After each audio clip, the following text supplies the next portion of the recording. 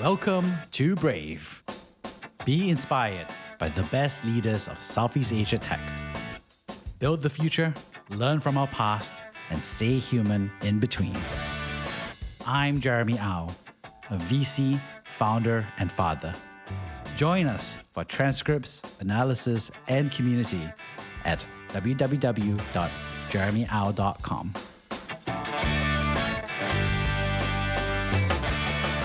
Hey Farand, excited to have you on the show. Pleasure, Jeremy. Thank you for inviting. Well, this is the second time we've tried this show, so fingers crossed the internet connection holds up.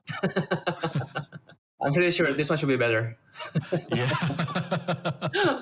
So I'm excited to have you because you're someone who I respect from the Harvard Business School where we did our MBA together. And what's interesting is that you have been an early executive at Grab. You've been understanding a lot about the different spaces in Southeast Asia. And now you're off doing your own startup. Right. Well, I guess I'm privileged. And I think executive is a stretch.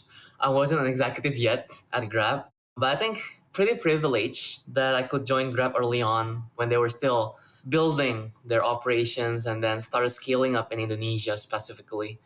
Yeah, and then got a chance to fly to the Philippines and then help their business for a year before then flew to HBS. And then that's where I met you, right, Jeremy? It was a year and a half ago, right? During the conference. Yeah, it was amazing. So tell us a little bit more about yourself. What were you like growing up? Sure. So I spent a pretty long time in China. I moved to China when I was 15 years old.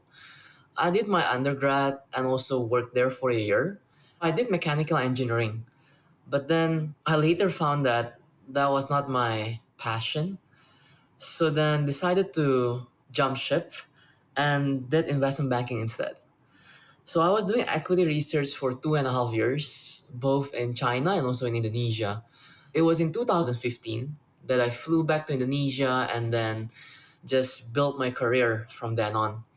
When I was with one of the securities, I guess to be exact, in Indonesia, this green helmet, green jacket thing started appearing on the road. It just caught my eye and I was an early user, was an early adopter, I would say.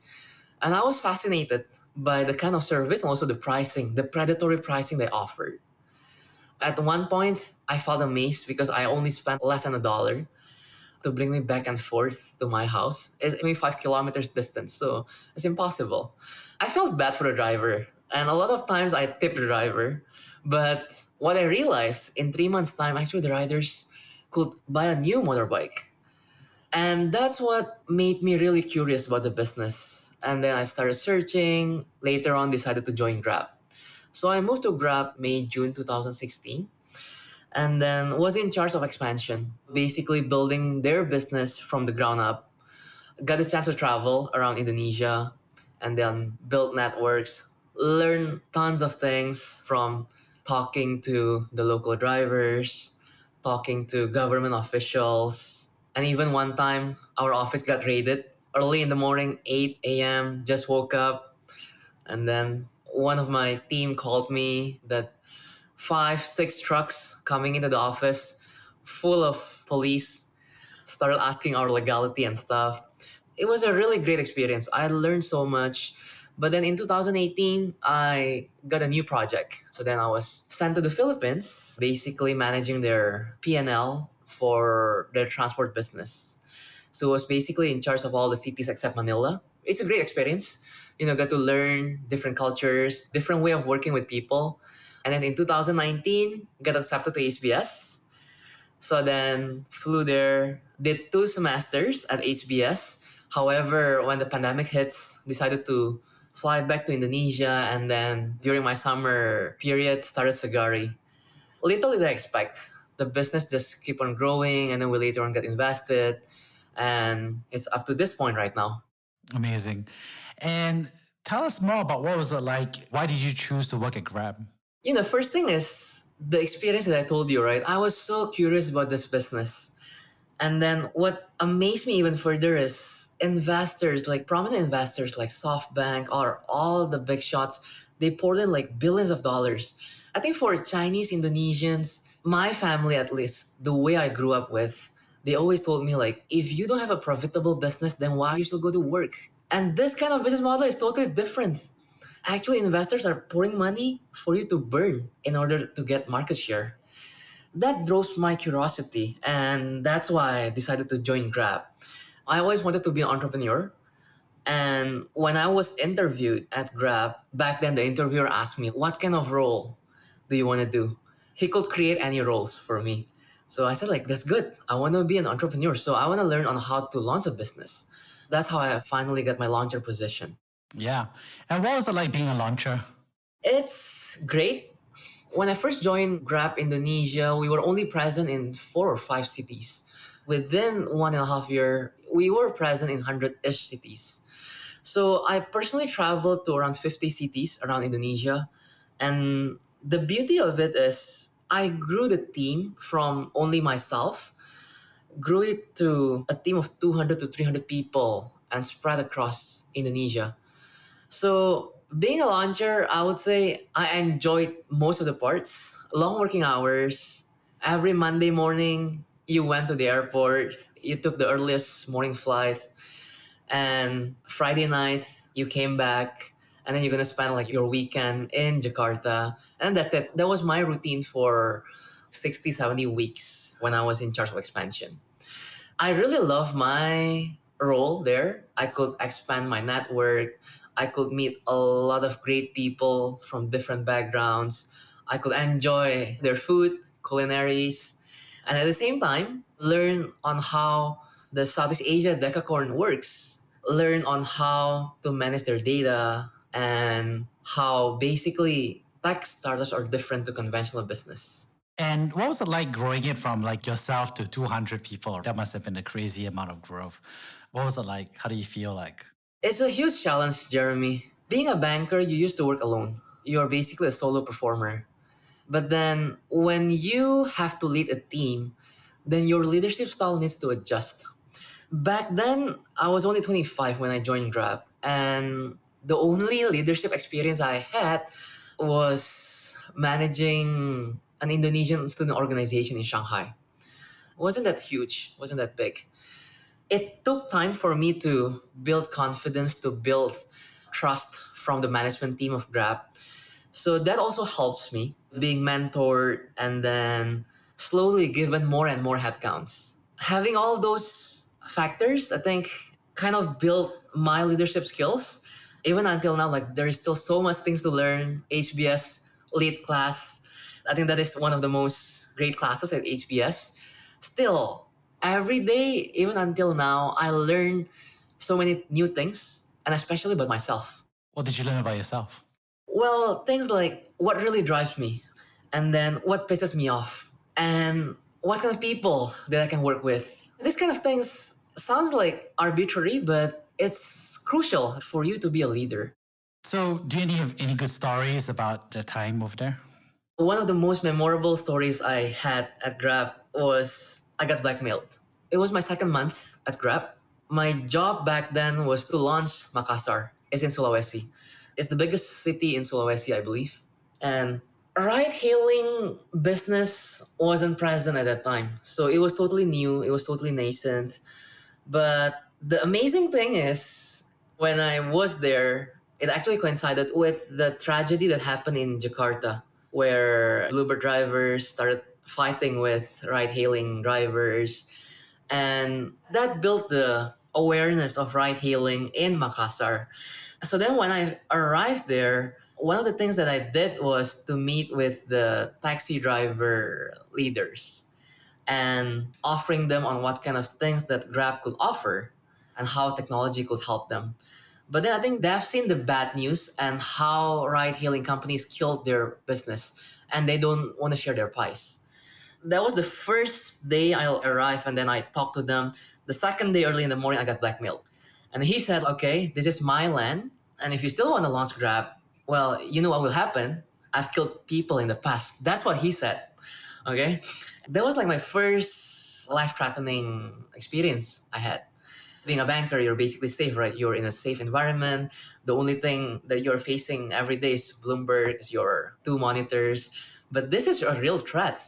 So luckily, I had a great manager. We devised a proper strategy. We decided to hire a pretty influential person to help us lead Grab operations. And this person, he's pretty connected. He knows the mayor. So we can basically cool down the situation. The next thing I knew, actually, I didn't go to Makassar for at least a month. I just wanted to make sure that my life is safe. Yeah, I just did that remotely. Wow, well, that's one heck of a story. And I think what's interesting about that story, of course, is talking about how you were thinking about it, how you felt about it, how you reacted to it. How common do you think that was, like, scaling across so many different cities and geographies in Indonesia? It was a huge challenge, Jeremy. I think that's a great question because every city in Indonesia has different cultures and has different reception towards technology. And that experience happened to me in Makassar. But then as my team grows, even to what I am aware up to this point, there is at least two more incidents that happened towards my team members. One in Kalimantan and then the other one in Java. I guess Grab is one of the pioneers bringing technology to this second and third tier cities where acceptance towards technology is super low, and then these people are pretty territorial. They have been there for decades and they feel it's their territory. And who are you bringing something that is nascent and then you're going to threaten my income? I would hope that the situation is already different now, where technology is already pretty much accepted. Actually, that also reminded me in 2016, 2017, every week there is always a story about either riots or fightings between conventional drivers and also ride hailing drivers. It's crazy. Yeah, I totally get it. And I was also at another client working in Hainan, and we definitely had some interactions with the local underground dynamics as well. So a lot of talking to smooth things over, I can tell you that. So I think that's an occupational hazard, especially in emerging markets where technology is about bringing the future, but also often means changing the status quo. And so, what tips do you have for people for market launches in Southeast Asia? Because there are so many market launches now. The interesting thing about market launches is everybody stays there for a while, then everybody moves on to a new job. So it's always a new cohort of market launches for different companies. So, what advice would you give to market launchers who are thinking about a job and whether they should take the job? I think to answer your question, there's two parts. One is there is always a new cohort of market launcher. I think that's true. That is totally true. I agree with that statement. Because as a market launcher, you need to be 24/7 on the ground. Even if you're not physically present, but then you need to be ready receiving bad news. So I guess the nature of the work is pretty stressful, I would say. And if the launcher is already married or if he or she already has a kid, then it's even worse. I don't think it's possible. So that's why there's always a new generation of market launchers. But yeah, to answer your second question on what kind of advice to give to market launchers, I would say if you're someone who has this entrepreneurial mindset or spirit, being a market launcher is one of the best ways, at least for me, to explore my leadership skills, explore your business acumen, and just enjoy every moment because the next thing you know, you wake up in a foreign city knowing no one, but then you slowly building your network, building your credentials. And up to now, I have no regret. One of the best 1.5 years of my career, even until now. I get a pretty huge responsibility. I guess this also being part of an early joiner for an early stage. Back then, my manager, he was a great manager, I would say. He's a bit hands off. And the thing I asked him during our weekly meeting, so how much budget do I have to basically run the city? He said, like, just propose any budgets you think the city will need, then I'll approve. So from there, I made tons of mistakes, like throwing too much or throwing too little money and then adjusting the driver's incentive abruptly. I think that's kind of responsibility that you're gonna get being a market launcher because it's a new city and you will be the one who is responsible for that city And then the management will probably see after a few months if that city is worth to have operations there. If it's not worth it, then they'll probably kill it. But at least within those few months, you can really explore, you can be creative, basically treat it like your own child. Because there's an interesting transition, which is you're setting to launch the market. And then you just talked about there is that decision point about how much more to invest or keep going. And I think after that, that's where the general managers start coming in. So what would you say is the difference between the market launcher and the general manager mindset? Market launcher, I would say, is more about speed, execution speed, while general manager is more about excellence. So that's a brief way to put it. And for me back then, it was more about launching cities after cities after cities. But then I wouldn't say it's perfect. It's far from perfect. At least our operations back then was messy and there was a lot of frauds too. But I think being a launcher is also a good transition to be a general manager because you know the operations from the ground up because you build the operations. And having someone coming in to basically fix your city, that is a pretty good way to learn because, okay, this is what I did. And I think that is not the best way to execute. That is a huge mistake and we need to rectify it. Because sometimes it's easier to comment on others' works, but then when you are actually the one who built it from scratch, you see that, okay, this is a decision that I made, but then later on, this doesn't fit or this doesn't go along with what the company wants. So then you got to learn rather than just criticizing, but then you don't really know why did this guy or this predecessor made this decision in the first place. Sounds like GMs and market launchers always have a lot to debate about. I think it's a dynamic and it's the way how an organization is set up. KPI is always one going to the right, one going to the left. So that's what I learned. And that's what I implement in Segari on what kind of KPI to set up and then what kind of people do we need. And at the end is achieving towards your company's goal. So what advice do you have for general managers to work with market launchers? Well, I think first thing for sure, GM needs to have a grasp of what the market looks like, especially for Indonesia, because there is a lot of nuances on the ground. Different city has different languages. So that's the kind of thing that we have to admit. And being someone that is remote, probably sitting in the central office in Jakarta, looking at Bundaran HI, but then things are not as rosy as in the second or third tier cities. I think one of the advices is as a GM or probably someone who is from the management team, it's super important to spend your time explore the city where the company operates in because without looking or without experiencing the local cultures, I don't think someone can make a great decision. Indonesia, even though it's one country, but it's big, it's really big. Even for me, I still struggle trying to adapt my language. Even though I'm a local Indonesian, people can easily differentiate. Okay, this guy comes from Java, and then they have a different stereotype for people from different city in Indonesia. I mean, I love what you're saying because you're really contrasting what the actual reality of Indonesia is versus the perception. And there are so many people, as you know, at Harvard and America who are so excited about Southeast Asia and Indonesia from the outside. And then you and I, we've grown up in Southeast Asia and we're like, okay, some of it is true, some of it require a bit more reality. What would you say are some like the misconceptions about Indonesia? That's a pretty tough question. Misconception about Indonesia in the US, is it? Well, Indonesia tech. Indonesia tech. Okay, at least this is based on my personal experience. I think people who are abroad or far from Indonesia or far from Southeast Asia, they feel like this developing country needs a lot of help in terms of technology. And only with the help of technology, then this kind of developing country can leapfrog to become a developed country like theirs.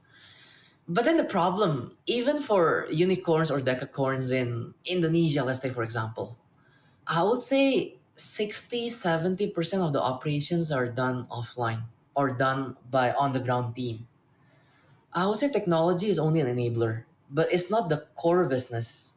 Whereas when we compare to tech startups in the US, technology is actually the backbone of their business. They still can survive without having an exceptional or a strong operational team. But For a developing country like Indonesia, I would say good execution on the ground is even more important. Because in terms of technology, you cannot over engineer. And I think I can share a bit on Grab operations.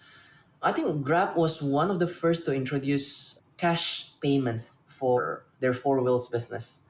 They're basically replicating what works in the US and then just plug and play. The problem with second and third tier cities populations, credit card penetration is very low. So relying on technology alone is not enough. And you cannot force people to apply for credit cards and then just for the sake of using your service. That was one of the hyper localization initiatives that Grab did. Back to the topic, the misconception is again, you need to know the market, you need to be on the ground, you need to talk to the local people and understand what they have and understand what they really need. If you over engineer, if you sit in a great office you have without knowing the local context, there's very little chance that you can succeed. That local understanding, do you have to be a local to understand it, or can you learn it? I don't think you need to be a local, but then you need to focus. At least if you don't speak the language, then you need to be able to pick up the language, not so advanced, but at least the day to day language you need to be able to pick up. And then be focused, spend full time. For me, because I spent 8 years in China, and when I got back to Indonesia, even my bahasa is already pretty much weird. I used to speak more bahasa in a formal way. But then when you speak to a majority of the Indonesians, they feel like your bahasa is weird and they feel like you are another foreigners. For me, it took at least 6 months working full time on the ground to get a sense of what my country is like now. It has totally changed. And I'm talking about Jakarta. I left Jakarta in 2007 and then returned here in 2015. It was already totally different. It doesn't need to be a local that can understand the local nuances, but as long as you be focused, spend your time and resources, I think you're able to pick it up. And one interesting thing is that you've done all this learning and you've also learned how to become a founder as well. And so, what has that transition been? Because you mentioned that being a market launcher has been good training to become a founder. And of course, it doesn't prepare you fully, as we both know. So, what would you say are some differences between being a market launcher versus being a founder now? What have you learned is the difference? You have so much more responsibilities on your shoulder. That's one thing for sure. From anything, from fundraising, from hiring, from setting up the business vision strategy. I used to get my hands dirty, and I like to get my hands dirty because that's the only way I can learn. But then as a founder, I think for every stage of the company, there is always a different type of founders required to run the business. And I totally agree with that statement because for the first 3 months, I was actually the one who go to the markets and then procure things, work in the warehouse till late nights, and even a lot of times until early in the morning. As our business evolves or as our business grows, then I cannot do the same thing like this again because the company needs me to right now define the company's direction. For example, like, okay, we have maxed out our capacity in this warehouse, then what is next? What kind of warehouse do we want to build and where? So that requires me to switch my hat and be more strategic. I would say that HBS gives me the kind of learnings on how to be a founder. Meeting a founder like you, Jeremy, and then being mentored by you in one of the summer rock entrepreneurship session, Yeah, I remember the Summer Fellows program. summer fellow program, right? Talking to professors. That kind of built my mindset on how to be a founder, but it's not enough at all. Right now, I already got used to receiving bad news. Segari is a pretty labor intensive business, so we have a pretty huge workforce. Every day there is always just this kind of news like accident and fightings. And this is where, as the founder of the company, people are looking at you. What kind of decision you want to take? What kind of things you will say? It will really define the company. It will really define the culture of the company. And for me, I think showing empathy is important, is crucial, especially for a country where kekeluargaan is crucial. It's like everyone is your family, even though you're a total stranger. So then it's something that is tangible, but it's appreciated by them. Do you spend time when there is a funeral or anything, or people get hospitalized? they will look at you. So when I was a launcher, what I did doesn't really define the culture of the company because culture is pretty much top down. It's not bottom up. But then right now being the founder, it's really top down. So basically what I said, what I do defines the culture of the company. And one day, one of our co-founders mentioned to me, you look at your team members' WhatsApp way of communicating. They kind of reflect how do you communicate with them. I'll give you an example. One of our co-founders, he used to add like haha at the end of every sentence. He's trying to instruct someone, but then in a more polite way, he tries to put haha, trying to neutralize the tone. And then the next thing we know, most of his team member uses the same thing. So that was like one of our first realizations. Everything we say actually defines our team members. And now when I look at my team member, the way he talks, the way he communicates, that actually reminds me, oh no, is that the way I treat them? And that's how he is acting right now. Let's talk about that dilemma about learning how to give culture, deliver culture, build culture. How do you think founders should do it? Honestly, I think that's $1 billion question, Jeremy. I think you'll be the more better guy to answer this question. Honestly, up to this point, I have no idea. You need to try to balance between fundraising, balancing between growth, and also balancing between setting up the culture. It's tough. It's tough. And no wonder a lot of people said it's a lonely journey. I'm really grateful and I'm privileged to have met these two other co-founders. At least my journey is tough. It's an uphill battle. But I know that at the end of the day, when I face hardships, I have someone to rely on. Could you share and tell us about time that you have been brave? Well, I think making the leap from having this employee mindset to become an employer mindset is dilemma moment that I had. Am I ready at this age? Can I survive this? Being an employer, basically, there's thousands of employees relying on your decision, relying on your day-to-day decision for their family to eat. So in my lifetime, I have always been someone that is pretty much comfortable stepping out of my comfort zone, trying new different things. But then this test of shifting from being an employee to an employer is something that I still cannot digest even until now. Every morning I wake up, wow, I have this many workers that are relying on what I do today. And that's going to shape the direction of the company. And of course, investors have put so much confidence in us. So I really need to make sure that I don't disappoint them. How do you handle that stress or that balancing act? Well, I think having a support system is helpful. And for me, I always split between having two different kind of support systems. One is internal and then one is external. And probably like some of the sensitive things you cannot talk to your external mentors, then you bring it to your internal mentors or at least support system. They don't have the visibility or they don't have the substance to make a good decision. I always try to balance. And again, I think I said this a lot of times. I'm lucky to have great mentors who always spare their time every time I face difficulties, and then they're always helpful, giving me advice, connecting me to people, and then your support system, your internal support system. And life is so full of ups and downs. And for me, every day is Monday. I don't have any weekends. And I think it's the same thing for you too, Jeremy. You just need to de-stress sometimes. After you de-stress for several hours, you need to go back to what you are targeting for this week or at least for that month. So I think having that kind of discipline really helps. If you could go back 10 years in time, all the way back to 2011, what advice would you give yourself back then? Up to this point, I would say I have no regrets. I think for every decision I took and for whatever life has brought me, that's what really makes me up to this point. That's what really shaped me in terms of being persevere and being hardworking. For every things that you believe in, I think there is always, it's not an instant thing. So there is always a way to get there and you just need to follow the process.